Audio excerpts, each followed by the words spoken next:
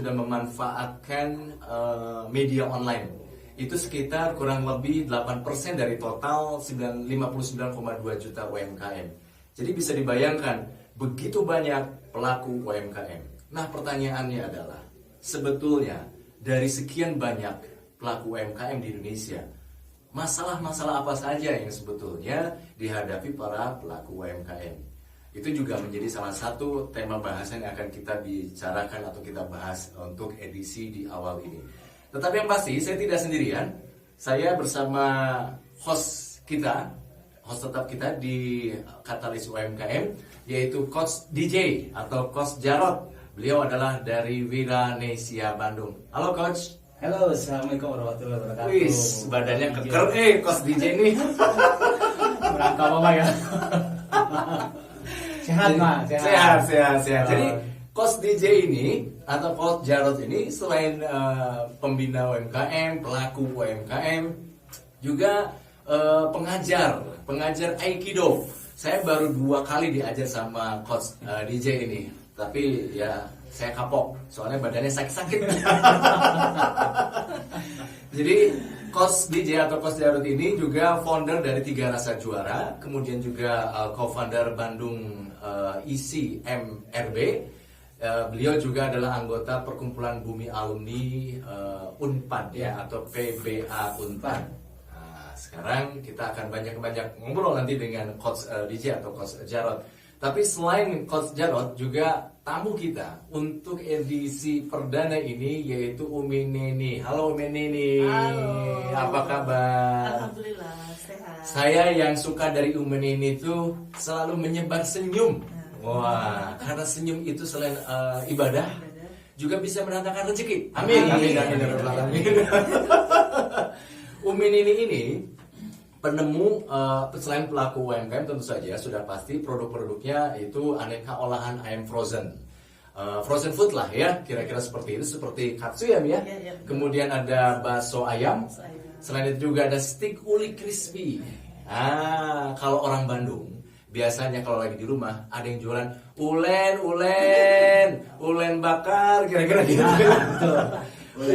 Steak uli crispy atau ulen itu apa sebetulnya? Ulen itu kan makanan tradisional khas Bandung. Ya. Nah ini sama Umi diinovasi lah ya, dimodifikasi jadi steak uli crispy. Dia kekinian, jadi ada kres-kresnya. Jadi ulen tuh Di luarnya ketan ya? Iya, ketan. Untuk yang belum tahu ulen itu apa, ulen itu ketan. Iya. Jadi produknya itu steak uli crispy, ada cuanki jadul. Wah, ini harusnya cuanki milenial dong ini. Milenialnya yang sukinya. Wah, sukinya ada yang milenial. Cuanki suki. Ada juga cuanki suki. Nah, kawan Katalis, kita akan berbincang-bincang di Katalis UMKM.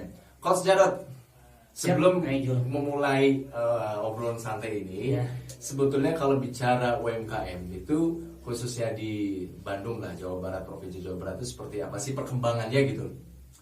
Baik, sahabat Kawan Katalis, sorry ya. Jadi memang pertumbuhan di UMKM di Bandung itu sendiri ya sebelum pandemi sebetulnya memang luar biasa perkembangannya. Bahkan memang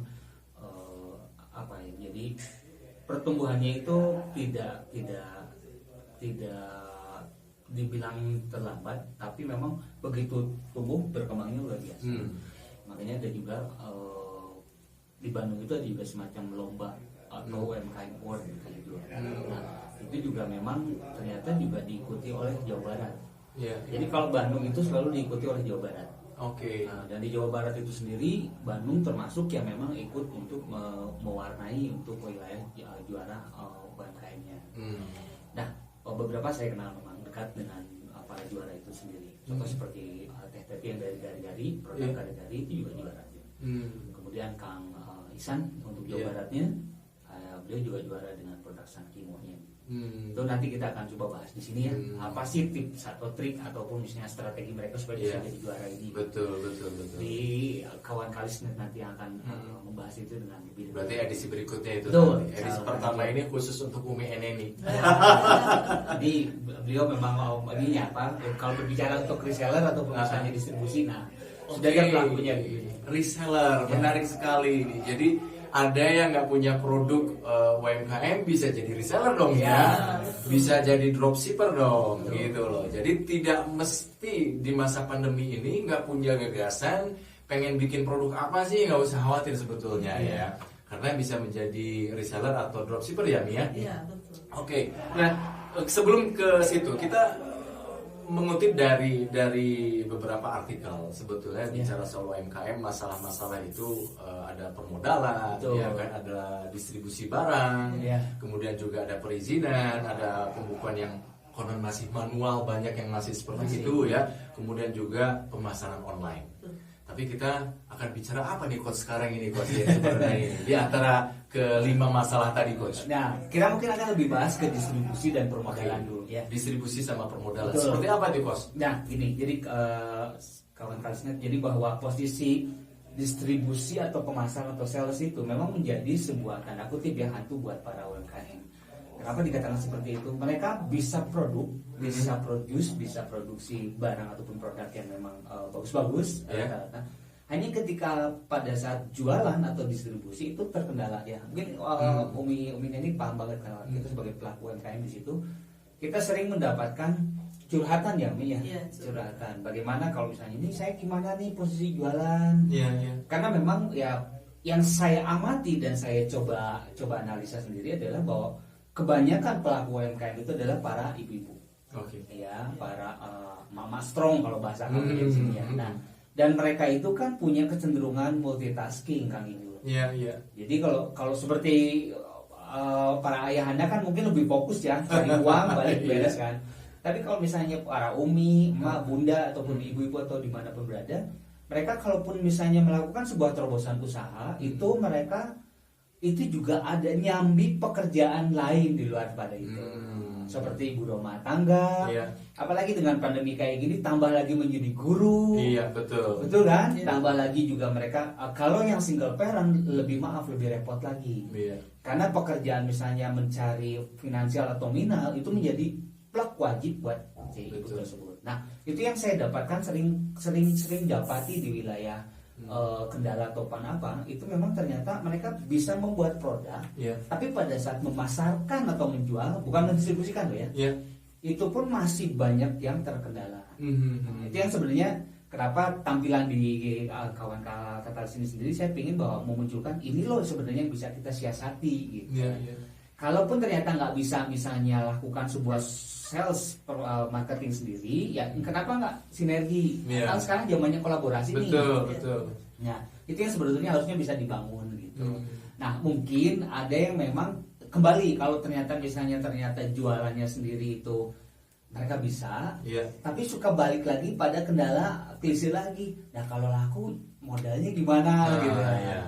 Memang di UMKM itu memang saya pribadi sering advice atau menyarankan kalau jualan di UMKM nggak boleh ada konsinyasi, ya Mi ya, nggak boleh. Jadi harus cash class. Jadi harus notice itu ya, dilarang konsinyasi. Nah, memang waktu sebelum pandemi ada beberapa toko yang quote-nya dia melakukan sebuah prasyarat bahwa ini pembayaran nanti 1 bulan di belakang. Namun itu pun bagi beberapa UMKM memang sudah memiliki keteraturan pembukuan, kemudian kelancaran pendanaan. Nah itu mungkin boleh melakukan. Cuman kalau misalnya wilayahnya pada saat harus melakukan belum mampu, kemudian belum kuat di standar pendanaan, harus ngikut pada yang seperti itu, maka itu akan mencelakakan. Karena banyak kejadian mereka produksi mentok duitnya di situ, nggak bisa produksi lagi kan gitu. Itu mungkin kalau dibilang mungkin itu udah biasa sih. Cuman itu sebenarnya yang harusnya sebetulnya digugah gitu, bahwa mindsetnya kita harusnya cash in. Berarti mindset ya, itu jadi kata kunci. Ketika kita ingin memulai sebuah usaha, mau usaha apapun ya kan. Berarti kalau begitu yang namanya pelaku usaha itu bukan masalah modal, bukan masalah hanya sekedar kepintaran saja, tetapi justru mindset itu menjadi kata kuncinya ya.